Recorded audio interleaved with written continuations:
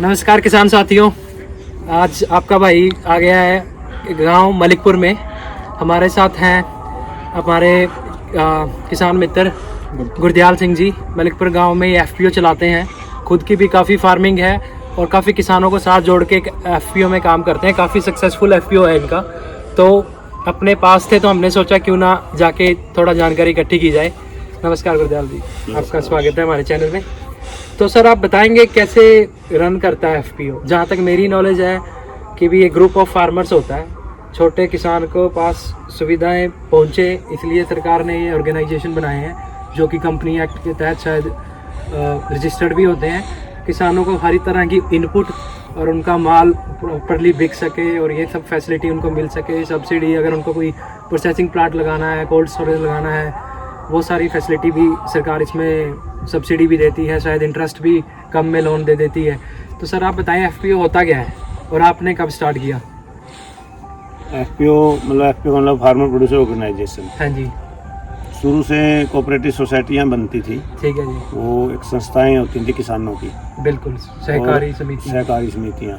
उसमें किसानों को काफ़ी मतलब मदद मिलती थी कि इकट्ठे होके आप एक खेती बाड़ी करो, सब्जियां करो, और जो इम्प्लीमेंट होते थे उस पर भी सब्सिडीज मिलती थी। इकट्ठे होके आप लो और खेती में फसल अवशेष प्रबंधन करो, अच्छे से सेल्फ हेल्प ग्रुप होते थे कुछ। हाँ, ठीक है जी। तो उसमें क्या था, जैसे 10 फार्मर से आप कोऑपरेटिव सोसाइटी शुरू कर सकते थे। ठीक है जी। तो फिर उसमें शर्तें होती थी कि फार्मर इतने मालिक किलो का मालिक ही होना चाहिए या फिर? नहीं, वो कोई शर्त नहीं होती थी। छोटे फार्मर भी हो सकते हैं, बड़े फार्मर भी हो सकते हैं, लेकिन जो भी स्कीमें चलाई जाती हैं वो ज़्यादातर छोटे किसानों के लिए चलाई जाती है, स्मॉल और मीडियम फार्मर के लिए। क्योंकि जो बड़ा फार्मर है खुद अपनी 100 एकड़ या 50 एकड़ खेती करके उसको मैनेज करके और उसकी फसल को कहीं एक जगह से दूसरी जगह भेज सकता है और व्यापारी भी पकड़ सकता है। जो छोटा किसान होता है थोड़ी खेती करता है, और थोड़ी खेती करने की वजह से वो अपना थोड़े माल को दूर नहीं भेज सकता, वो लोकल मंडी ही कर पाता है। तो इसीलिए ये स्कीम आई कि भाई हाँ, ताकि छोटे छोटे किसान इकट्ठे होकर अपनी गाड़ी भर के और दूसरी दूर की मंडी है, कहीं भाव अच्छा मिल रहा है तो वहाँ भेज सकता है। तो इसी के तहत कोऑपरेटिव सोसाइटियाँ बनाई गई थी। फिर एफपीओ बनाए गए।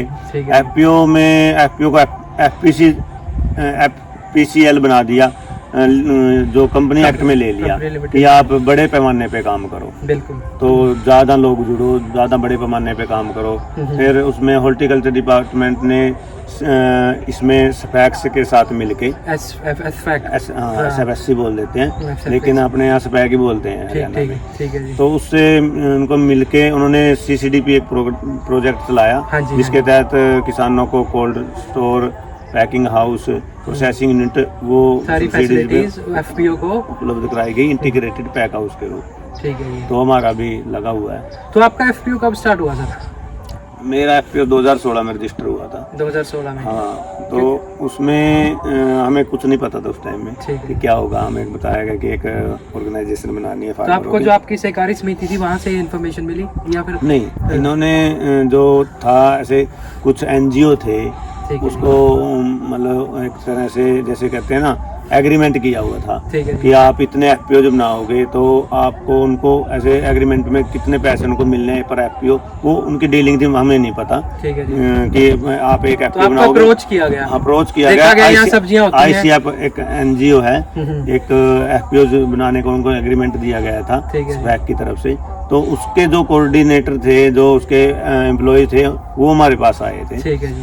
तो उन्होंने हमें बताया, क्योंकि आप पहले से किसानों से जुड़े हुए हो, अच्छी खेती करते हो, आपके हमारा ना यहाँ पे प्रगतिशील किसान क्लब है कैथल। ठीक है जी। तो वो बहुत फेमस है पूरे हरियाणा में, पूरे इंडिया में। ठीक है। क्योंकि जितने भी नेशनल अवार्ड मिले हैं उसमें सबसे ज़्यादा कैथल डिस्ट्रिक्ट को मिले।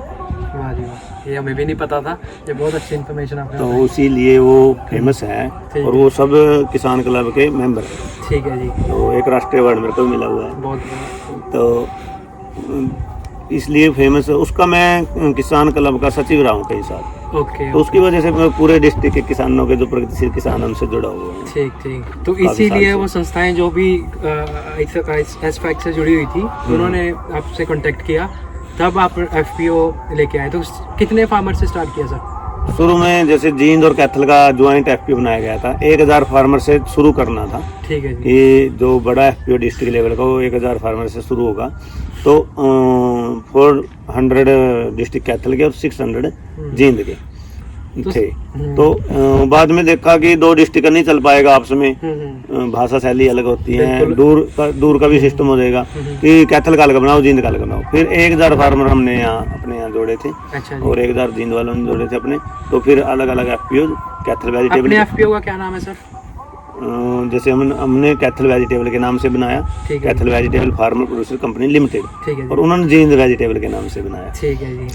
क्योंकि हमारा हॉर्टिकल्चर का है तो वेजिटेबल उसमें इसलिए। तो अभी कितने फार्मर हैं? अभी भी इतने ही है? अभी हमारे पास 1016 रजिस्टर हैं और 40 की हमने लिस्ट और बनी हुई है हमारी। अभी तक हमने हम जोड़ते जा सकते हैं उसमें? हाँ, जोड़ सकते हैं, कोई दिक्कत नहीं। लेकिन सर एक क्वेश्चन मेरे को जब भी एफपीओ का नाम आता है हमेशा आता है, कितने फार्मर्स को मैनेज करना आसान काम तो नहीं है, क्योंकि सबकी अलग अलग थिंकिंग हो सकती है। साउथ में कई हजार फार्मर्स के एफपीओ हैं। अच्छा, आपको पता है ये जो अमूल है, हाँ जी, अमूल भी कॉर्पोरेट, ये भी एफपीओ है। एफपीओ है तो ये भी बहुत बड़ा एफपीओ है। हजारों में लाखों में संख्या है इनके फार्मर्स की है। दूध इकट्ठा करते हैं ये और प्रोवाइड। तो वो देखो वो भी मैनेज हो रहा है।